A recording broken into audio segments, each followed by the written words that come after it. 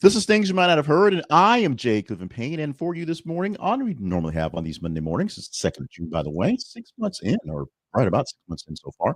10 stories from the past weekend that you vetted as conversational. They cover information, politics, events, and pop culture news. Now, we're going heavy today. We're starting off with the Colorado flamethrower attack because we just have to on that one, get it out of the way pretty quickly. Also going to Patricia Krenwinkel, who may not be a familiar name, but for those of you who are older than I am or my age, it goes back to the Charles Manson murders, and that's something that is relevant to us and maybe to news going forward, all the pardons going right now.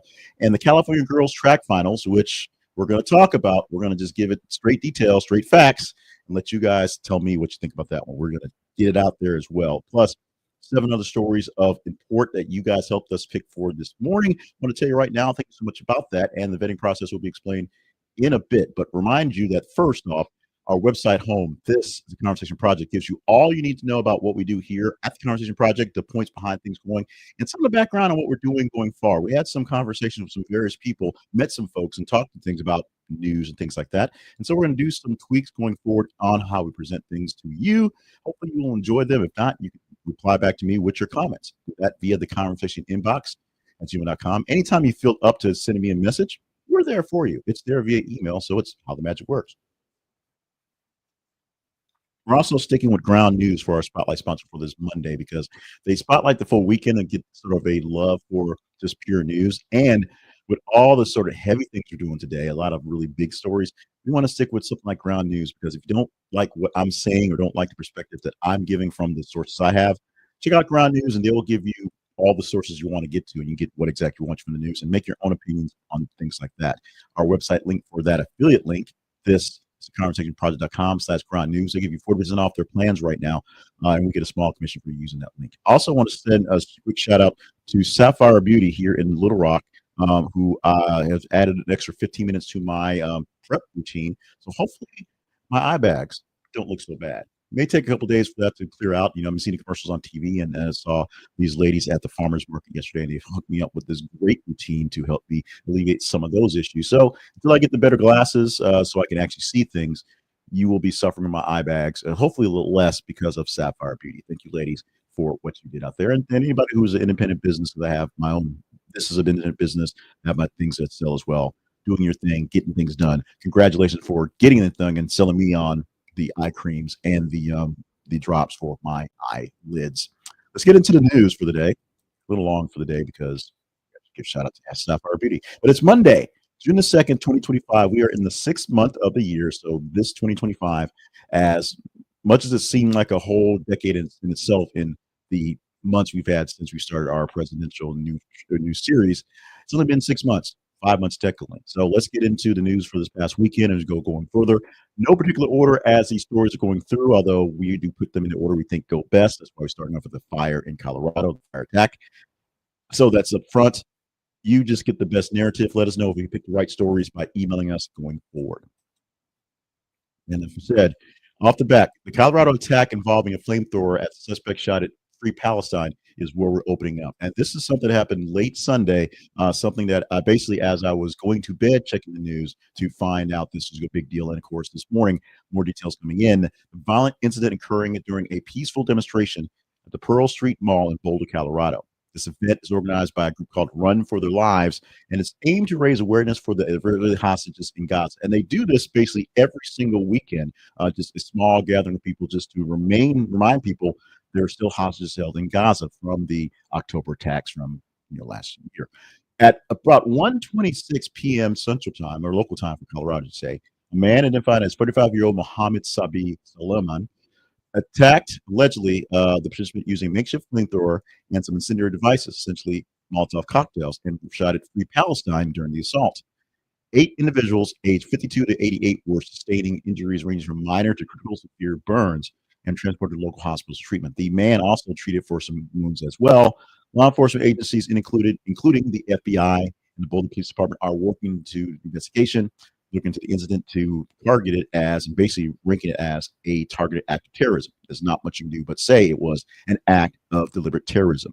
Authorities believe that Solomon acted alone, have taken him into custody. They are saying he acted alone, but still doing due diligence to make sure that there was no one else involved with this, to include anyone who may have supplied him some materials.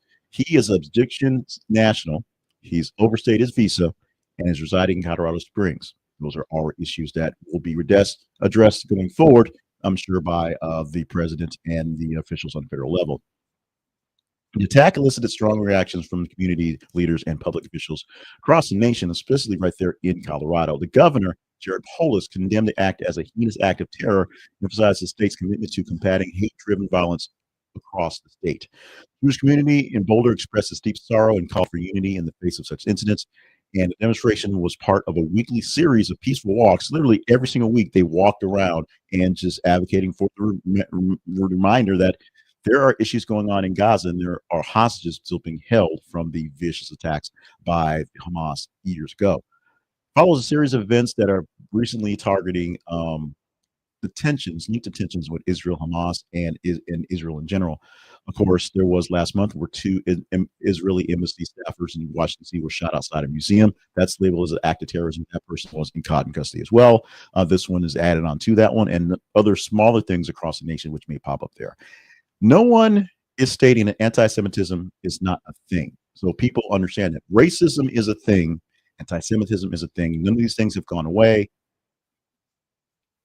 Do not believe that we are all free and clear and lovey-dovey on all issues. But the issue on something like this attack, how it got to happen and how it got away, if you will, more people start to study on what's going on. The biggest issues that pertain against Suleiman is the fact that he is a man who overstayed his visa, which, as we are doing our best, that is the United States, to send back all the people who have overstayed visas and are here illegally.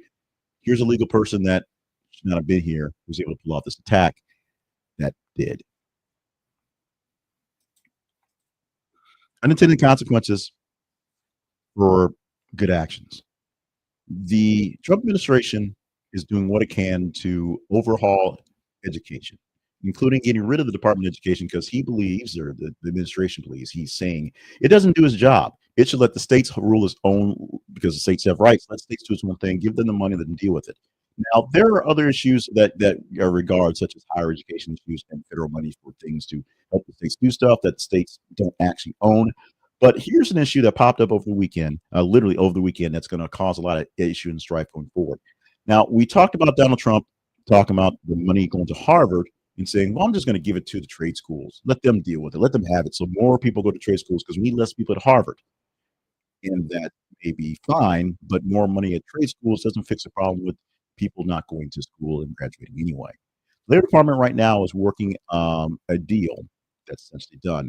They're going to shut down the Job Corps service, all centers across the nation, both their safety concerns and the waste of $1.7 billion.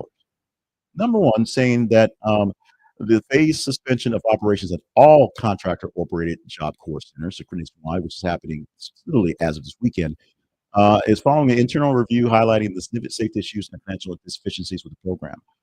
Nearly 15,000 serious incidents have been reported in 2023. That's 2 years ago. Back the numbers are taken in, that have instances of violence, drug use, and breach of security for the members at the Job Corps centers. Plus, about $140 million in the deficit in 2024 that's lost there. Projections of indicated $213 million shortfall in 2025. Money issues are a problem. Issues with the people involved are a problem. So the Department of Labor, who funds Job Corps to help get young people into better situations for jobs, saying that the transparency is showing that the average graduation for Job Corps is about 38.6%. The cost of $8,000, $80,285 a year per total, and a graduate reaching up to $155,601. Post-program participants also earn an average income of $16,695 over the time before stipends going forward. So that's a lot of money spent for people to graduate at a 38% graduation rate. Here's the thing: graduation rates for colleges in general are about 30%. So for higher education, it's about the same. For people who are in these roles that are maybe high school going into college or going to job rates, it's about the same. It's not really that different. But because it's not 50%, not 75%. I'm not sure what the actual graduation rates for many other tech schools are. Because it's not a higher number, they can put that pin on the places to say it's not getting stuff done. The suspension affects approximately 25,000 students right now enrolled in the program. Here in Arkansas, they have to find places for some of these kids who are enrolled right now by the end of the week. They lose their housing by the end of the week. Centers like St. Petersburg in Florida serves 260 students themselves, and they have to do the same thing and find ways to enroll them in other places. They have to find students a place to live, a student's place to work, students somewhere to be in environments that are unstable. They already are from unstable environments. This was a way to get it better. Right now, we'll see what's going forward. There is the debate going forward, for political debate and I guess, moral debate, if you will, on what we're paying for people to do stuff, how we're getting people in better states. And there is a whole lot of complaints about the youth of these days. They're bored. They're bored. They are listless. They don't want to work. But at the same time, we're putting them into situations thinking about yesterday as if that's where situations were. And they're not. These are times, different situations, and you can't just send the kid to the factory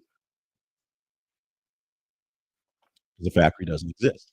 And now some Trump work to maybe bring the factories back, with kids thinking the best way to make their living is to be a TikTok person or to, sell crypto. Send them to the factories that are going to make things cost even more is not the right way to go. Some kids may need a factory, many do not. Let's move on to story number 3. An OAN reporter says that she was fired after she criticized the Pentagon press restrictions put on by Pete Hegseth. This is Gabriela Castillo, who formerly a chief Pentagon correspondent with OAN, One American Network, who was fired by the company after she published a Substack article on her own, which criticized Defense Secretary Pete Hegseth's press access limitations. In her piece, Kusia highlighted the new policies requiring journalists to be escorted within Pentagon and to be held out of regular press briefings when they were being held, if not regularly. She argued these measures actually hinder transparency and are contrary to the principles of the MAGA movement, which she supports. She says this as a supporter of the MAGA movement, not as one of the liberal people that I think Pete Hegseth wanted to kind of shoo off, but because this applied to everyone.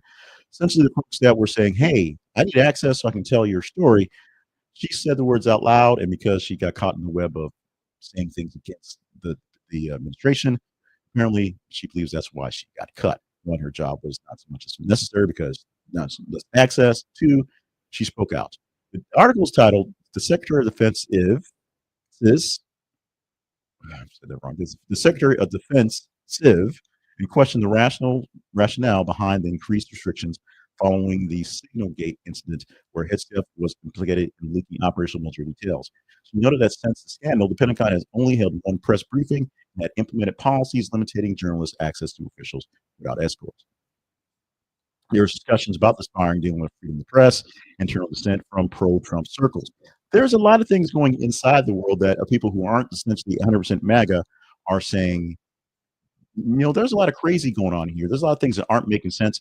We support the Republicans being in charge. We support this agenda. We love Donald Trump. But at some point in time, you can't just be dictatorial. It can't just be retaliatory. You can't just spout things off and say, yeah, yeah, yeah. Because at some point in time, the tables will be turned and we won't get access ourselves, and you're going to complain about that going forward. Hosea emphasized that the intent was to not basically shame or put any strife on the Defense Department, but really say, if we had more access, we can do a better job of telling your story. That was literally out there what you're trying to say, being transparent and accountable for the Pentagon and allowing them to show what was going on, show their work, was a big deal. There are broader implications across press associations, free speech. We know that the Trump administration has issues with the press, even though the Trump administration likes to be in the press. So we'll see how this one plays out going forward, and we'll see if Kusia will show up someplace else in a more, I'll say, liberal environment, someplace that has maybe more resources, maybe a bit more money than something like OAN, which is definitely a pro-Trump hidden. No one really understands how they actually keep on the air. Some places just do. The Army is warning that Trump's parade, or technically the United States Army 250th anniversary parade, could damage the streets of DC at about $60 million for cost to just fix them, not just the cost for running the parade itself. The U.S. Army is estimating that number for the Washington, D.C. parade that's scheduled for June 14th, just around the corner, for damage to city streets. The event is coinciding with the Army's 250th anniversary, also happens to be President Trump's 79th birthday. So why not have two parties together? The feature approximately 130 military vehicles, about 28 M1A1 Abrams tanks, and 6,000 soldiers, 6,700 soldiers in general. Still place will be placed on certain intersections to basically keep the roads protected, but all in all, still going to tear the roads up, running military tracks and those heavy equipment across actual streets. DC Mayor Mario Bowser has expressed the apprehension regarding the financial burden of repairing the potential road damage. Basically, going to be her problem, although all the funding for the district is coming from Congress. Congress runs the district.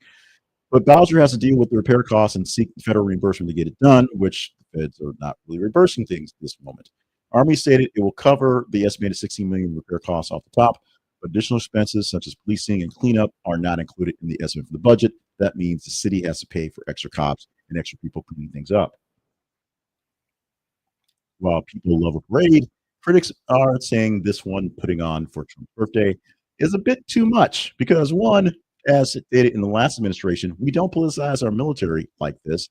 And two, it's basically a party that's being paid for by the government for Donald Trump.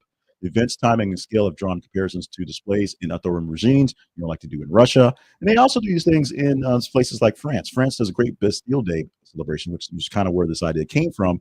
But as U.S. military leaders said, the reason why France does it and we don't is because they're France and we win wars. It's kind of put out there.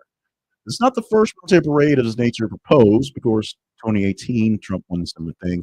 And once the cost got up to $92 million, basically put up there, and of course, the infrastructure damage concerns, they backed away. This time, with it being a sort of a big number, 250 years for the Army, and Trump's 79th birthday, it apparently is going to happen. We'll look for this thing to happen in about 10 days. We will see what we will see. Already did a hot take video on this one, so I probably won't redo a take today unless the robot editor does the IA clip of this one for TikTok. But Todd Chrisley has admitted to getting preferential treatment in prison, and he got it over what he said were generally the black inmates where he was. He was pardoned by Donald Trump, happening on the weekend, and got released essentially the same day. So the pardon was Thursday, I think. He got released on Friday. He gave a public appearance, gave a press conference that day. He had 12-year sentence, 2 years down as he served, and it's all free and clear. It's done. No worry about retribution, paying back any restitution. He is free and clear going forward to do whatever's going to happen. At a press conference he had in Nashville, Chrisley actually stated that while incarcerated at Pensacola Federal Prison Camp, he observed where many young African-American inmates were denied access to programs and opportunities that he was granted. And he said it's basically because he was a white guy and they were black. Expressing the newfound commitment to prison reform, Chrisley pledged to advocate for these individuals that he met during incarcerations. They were actually cheering him on as he left. They apparently loved him, some Todd Chrisley, there in Florida in that facility, and were cheering him getting out there. And of course, was saying things like "Don't forget about us." And this is apparently why we were told not. He was saying not to forget about us because he saw things in there that he wants to fix. Now, Savannah Chrisley, of course, campaigning for the release of her parents, is also joining in on the work that will be for advocacy that her father is going to get into. No real plan is put into place. I mean, he's only been out of jail for literally 4 days. So he's got to actually find a job, find employment, find housing, do these things like that for the family going forward. But this looks like something that's going to happen. And it's something that we can actually put feet to the fire on. We can hold him accountable to for what's going on. I think we will see some more great Chrisley action going forward. I think it's going to be something that we can appreciate in the details of what's happening. I, for one, am down with prison reform. People who want to advocate for these things like that. It's one reason why Kim Kardashian got to be a lawyer, why she went to law school, so she can use that for advocacy and not just be a pretty face. She can be a person who actually fight for these things. Todd Chrisley, who's a pretty face and a man who will be back into this public spotlight fairly soon, will have a chance to champion prison reform. Specifically since he said the words out loud, young African Americans are not being treated well in prison. So he said those words out loud. So with that being said, we'll see what will be done for them by Chrisley and, of course, the federal systems. Quick pause to ask a bit of a favor. If you enjoyed the news you're watching today, and I'm going to apologize, I'm a bit shaky today. I'm not sure why I'm so shaky on today's news. But if you enjoy what we're providing for you for news today, like, share, and subscribe to what we're providing to you here. Like the video you're watching here on Facebook, on X, on YouTube. And when you like it, it shows the algorithms that we're doing good work. They will show it to more people to grow what we have in our coverage here. If you like it, I also see that I'm picking good stories, doing a good mix of commentary, and giving you something you want to see, or something that you want to see because we have a lot of hate watchers through here. Now, YouTube has recently done a big clearing up of trolls and things on that level. So there have been a bit of a lull of things out there, but that's fine. We're going to grow it back going forward in our quest to gain 2,000 followers in the year 2025. We're not quite hitting that pace, but hey, we'll get there as soon as we can. Like this video so more people will enjoy us and grow in at that level. Share it with like-minded people, whether they like to love this or love to not like this very much. And if you want to help us get things, subscribe. It's a cheap, simple, easy way to help us out and grow those numbers and have us ask for you for less things, less resources, less treasure to ask for if you like, share, and subscribe to the videos we have here. And you can comment via email and where you want to by telling us come on. Comment as well, because that tells us things are happening as well.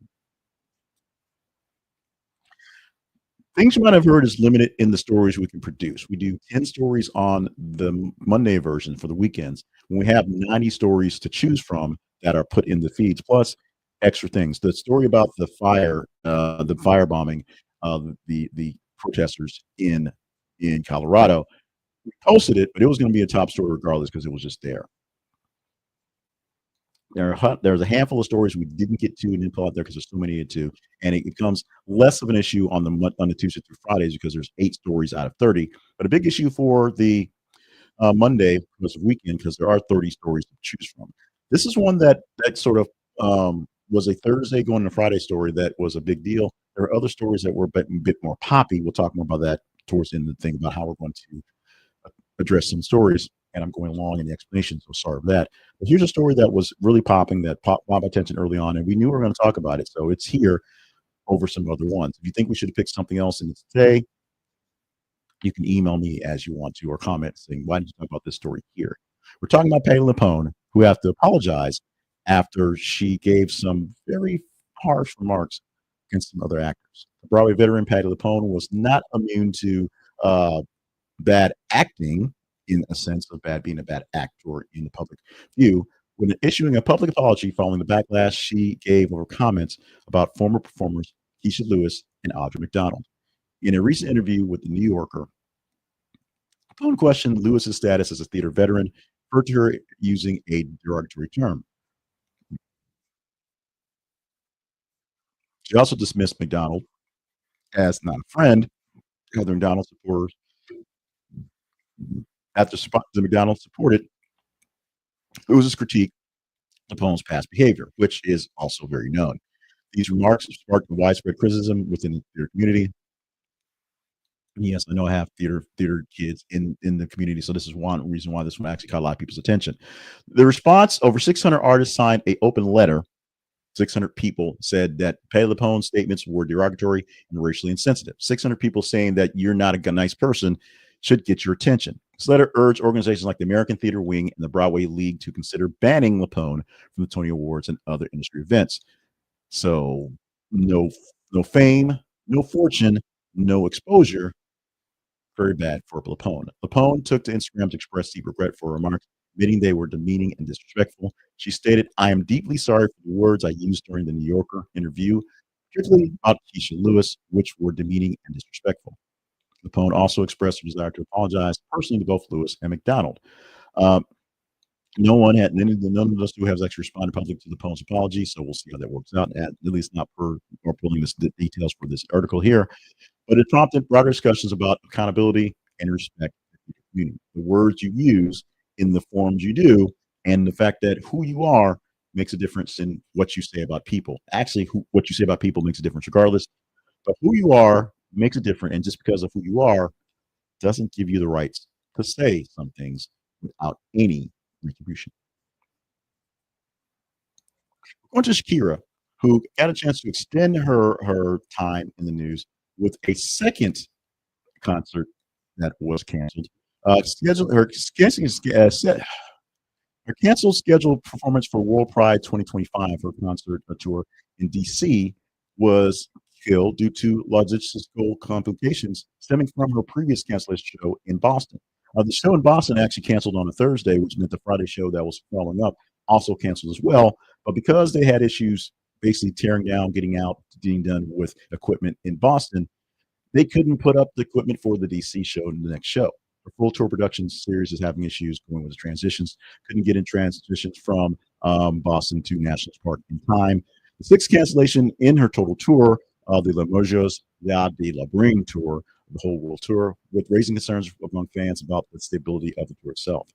Boston's concert at Fenway Park was called off for hours before showtime due to safety concerns, and same thing happened going back and forth. As I said, the Jason Aldean, Brooks and Dunn concert the night afterward, also concert canceled because of essentially getting the stuff out of the way with whatever. Inspections could not be passed for the Boston show for Shakira.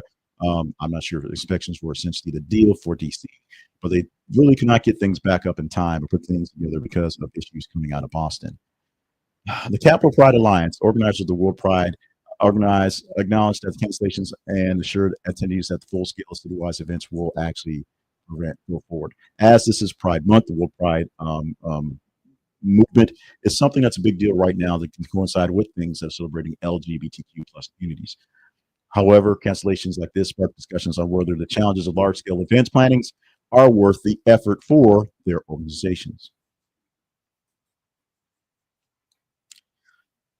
Patricia Krenwinkel is not a name that may be familiar to you, but if you're a person a little bit older than I am, or a person of my age who got really into the Charles Manson murders and the whole instance with how he was able to control his followers, we are now seeing the California Parole Board recommending the release of Ms. Krenwell, who is 77 years old, happening this weekend. The state's longest serving female inmate may actually see the light of day fairly soon. She was convicted back in 1971 for her role in 1969 Manson family murders, including the killings of Sharon Tate and 6 others. This marks her 16th parole hearing, the second time she's been deemed suitable for release. So we'll see if this time it will be the charm going forward.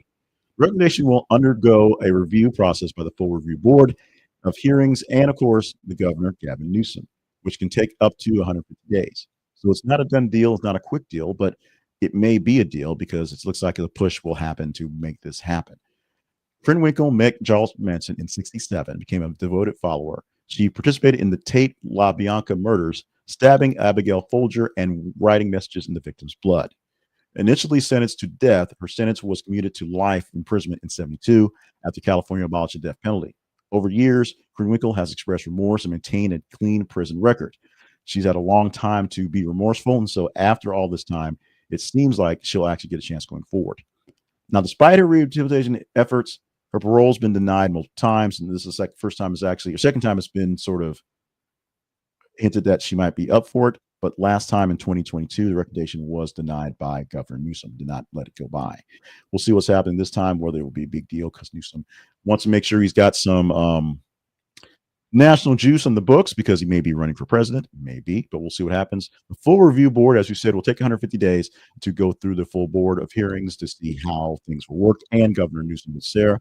If approved, Krenwinkel would be released after more than 5 decades in prison. And the case highlights ongoing debates about justice, rehabilitation, and the possibility of redemption in those involved in these crimes.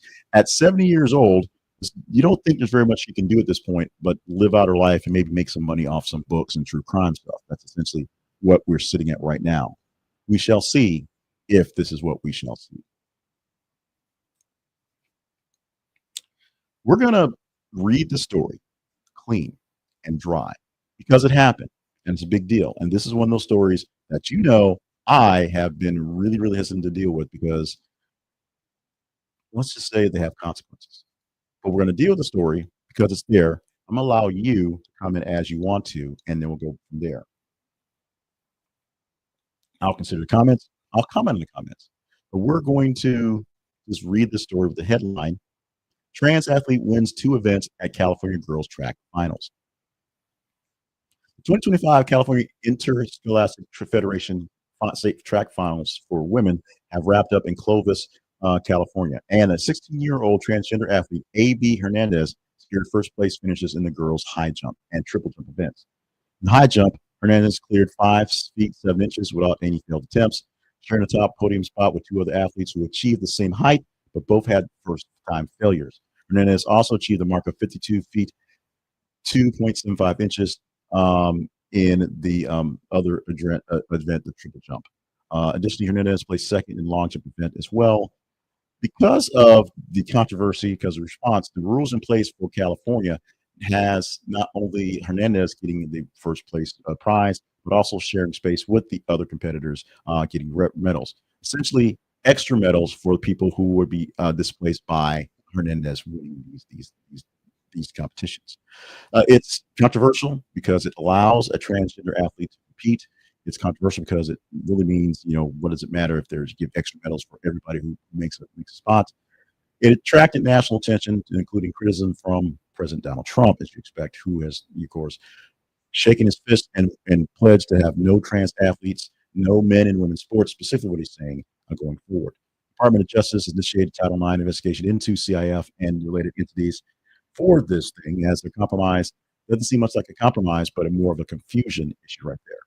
There are protests and political discourse on the field or near the field going on. Many athletes actually expressed support for Hernandez. Some competitors highlighted that the importance of inclusivity and sportsmanship should be there, despite the issue on Hernandez and her assigned gender at birth. Now, one of the stories that we thought we were going to cover was a CNN interview that happened on Friday that was dealing with this, where an advocate for against transgender athletes in sports essentially misgendered Hernandez and kept calling her him in the interview. And the reporter, the interviewer, was basically saying, well, he identifies as a her, and you're saying this, and you're saying I'm going back and forth. One of the biggest issues, and this is where I'm going to all the editorialize I'm going to go. The biggest issues with transgender youth is the fact that it's a very serious decision, and once you go through it, it's reversible.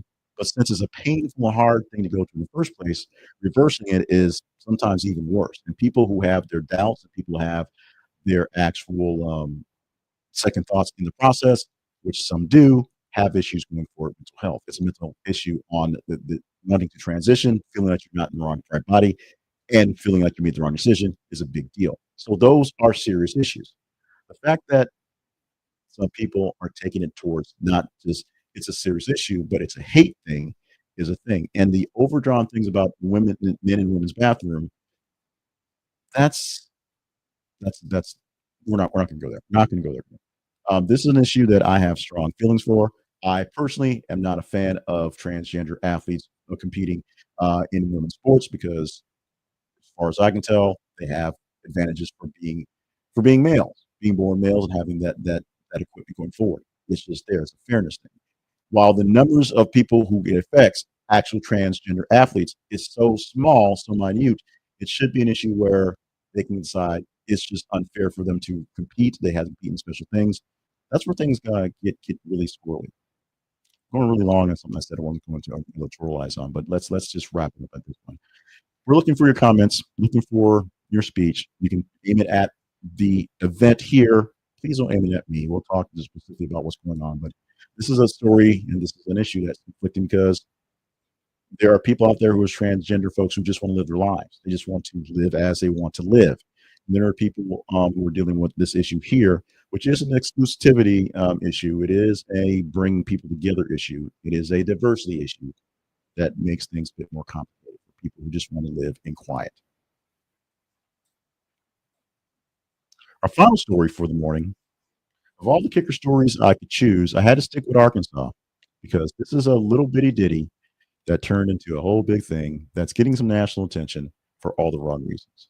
And one of the problems I had with this one, since I'm already going along, keep on going along, was the robot editors, the AI, which had issues with actually identifying where this happened. So I had to actually read my story. There's a quick view of the bullet point addition, which I was thinking about using going forward to speed these things up, misidentified this as a Little Rock school and it's actually a West Memphis school. There's a western side of Memphis on the Arkansas side of the border, and that's where this happened. Kindergarten graduation, if you will, at Falk Elementary School in West Memphis descended into chaos May 28th when the physical altercation erupted among several parents. This is captured on video, is widely circulated online because it must be, involved both men and women exchanging punches in a school hallway, while children were heard crying and pleading for the adults to stop. No serious injuries were reported, and the cause of the conflict remains unclear. In response to this incident, West Memphis School District Superintendent Eric Foister condemned the behavior as unacceptable and announced that the district is cooperating with local law enforcement to identify and prosecute those involved. 5 adults have been identified from the footage referred to by the West Memphis Police Department. The individuals involved have been banned from school property, though accommodations will be made to ensure their children are not penalized. The kids can keep going to school. The parents have to stay far away once they get those kids out of the drop-off line. The school district emphasized that zero tolerance policy is in place and destructive behavior among the parents and the students is going to be enforced, reviewing all security footage from this and on other investigations, other things to look for. Although there weren't too many brawls at any other graduations or assemblies throughout the nation, throughout the world, and throughout this school to look into.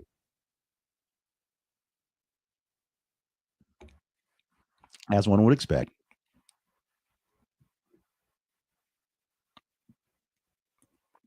members of the West Memphis community expressed concern over this incident, highlighting the need for appropriate conduct at school events to ensure the safety and well-being of students. One thing that apparently isn't changing very much is the breathing and swallowing air. Actually, it's gotten a little better. We're going to work on that. That's a breathing exercise. That's a work. I have some coaching things I'm working on, and of course, probably do more pauses and water breaks as well. That is why anchors on TV do the transitions, do the short reads, and go back and back and things. And when they're doing interviews, they read, they stop, they pause, and do things like that. Way too much stuff going on to go too long on this Monday.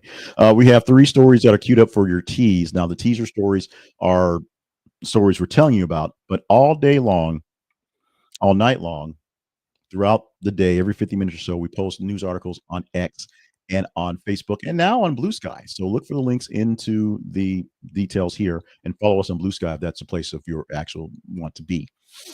3 stories lined up, including a smartphone smuggled out of North Korea reveals the insane things Kim Jong-un does to control his suffocated people.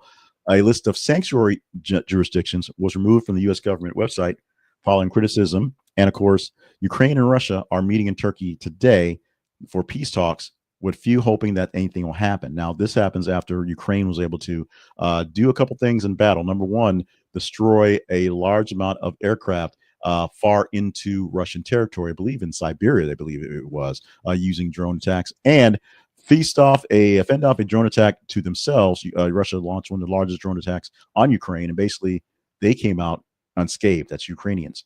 And on top of that, they're supposed to have talks to come to some sort of peace right now, where maybe now that Putin is seeing that life is not going so well in his war effort, he may back off now. Chances are he's going to wait till he gets an upper hand and do that one. So those are 3 stories there. Look into our feeds and you engage in the stories there on Facebook and X. Facebook.com/This is Conversation Project, X.com/TH_conversation. I'm going to add the Blue Sky one to the scroll, which may make it really, really long, essentially. But I don't know. Blue Sky is really long and complicated. But follow the links that are in this thingamabobber here, and you can follow us on Blue Sky as well. I'm assuming if you've gotten this far, you've been here for a while, so you've known about our promos, our sponsors, and Ground News. If you're not, Ground News is the best way to get your news that's not us. In fact, we don't call us your best way to get news. We call us a tertiary news source because guess what? You should be getting your news from some other source. And we like to say we get you things that get missed out in the actual shifting back and forth of your news articles. The big thing is Ground News will get you things that you'll definitely miss out because that is their whole point.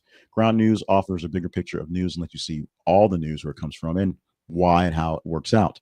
So Ground News will give you a perspective from seeing all of the actual sources that are covering a news story side by side with headlines and how they're bulleted out to what the points are doing. It's for locals, for national, it's for global news that's out there. You'll see stories that are missing because you'll see stories that your side isn't doing and that your news source isn't putting out there. You'll see stories that are missing bits and pieces because they go quick and do commentary quickly without going into full detail of the actual details going on. And you have the blind spot feature, which shows you stories that a particular source, particular sort of conversation, if you follow liberal or conservative positives, politics exclusively, and those are the sources you get to, are covering more because they want the other side to look bad, or aren't covering as much because they want their side to not look so bad. Go to our website, use our link for this service, and you can get 40% off the Vantage plan, the big plan for all their news coverage, and we get a small commission, just a couple pennies for you buying and using our link. It is this. It's theconversationproject.com/ground news. This is theconversationproject.com/ground news, and get in on the ground floor, if you will. See beyond the bias and get the headlines and the real news that's involved with ground news. This is our website, the Conversation Project. It lives online at thisconversationproject.com. We may do a little bit of a switch. We change up the look, but this is our website, our home for all the stuff. You can find it at thisconversationproject.com. You can find our email address. Our email is, well, you find our email address in your inbox. It is the conversation inbox, gmail.com. You can email us all comments, concerns, and questions about the news or just about things in general. So those things are there. Here's the thing. What we have is, we talked about the feeds already on Facebook and X. Follow us to get your stories in there. But this is a conversation. This is a dialogue of news stories. We post the news articles out there for you to engage in, so we know what stories are really engaging. We did not talk about, unfortunately, the Greta Thunberg and the many famous people who are on the ship to Gaza right now to advocate for an end to this, for lack of a better word. They're going on a ship with aid that we're hoping will be actually received to help people out in Gaza. We will see if that works out. But we didn't talk about that, even though it was one of the most engaging stories out there, because we're doing some shifting up and going through some things. We're looking to see that we're looking at some stories, looking at some details and some things that may not get the higher responses, but we know are going to gather more things in some of the things going on. One of the things that happened this weekend, we had a chance to get a long talk with my niece, who's a 23-year-old person who's really into news. She's into all the stuff 23 years old are into, but she gets her news off of TikTok. She gets her news from bits and pieces. She gets her news from, she goes to other blogs and goes to other YouTube sites and goes to different things.